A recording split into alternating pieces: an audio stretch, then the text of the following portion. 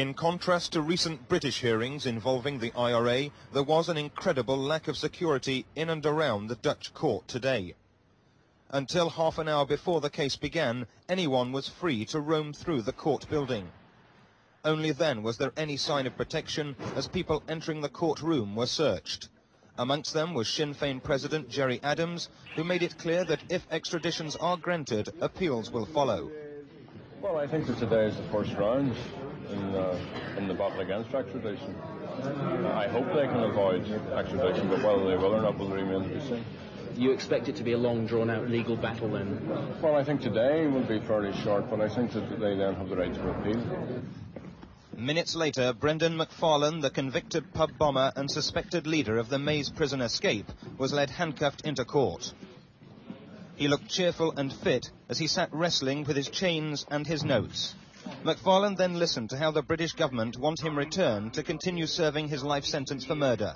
He then told the court he'd always maintained his innocence, but couldn't prove it. Are you able to prove your innocence now, immediately? No.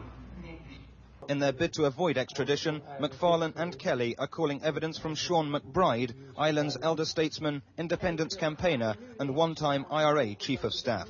Terry Lloyd, News at 1, Amsterdam. Delivered a verdict which accepted that many of McFarlane's offences were political rather than criminal.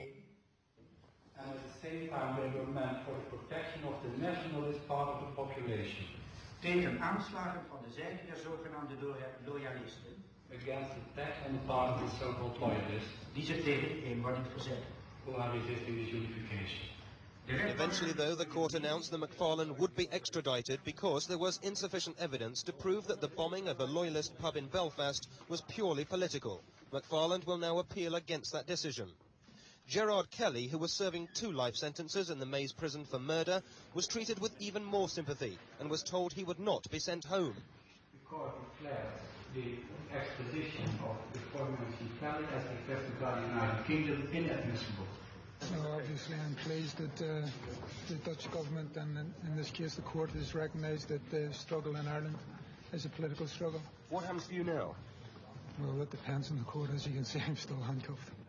What will happen is that he'll remain in custody while the Dutch district attorney and the British authorities consider an appeal. The British, represented today by the Consul General, have been surprised by the decision.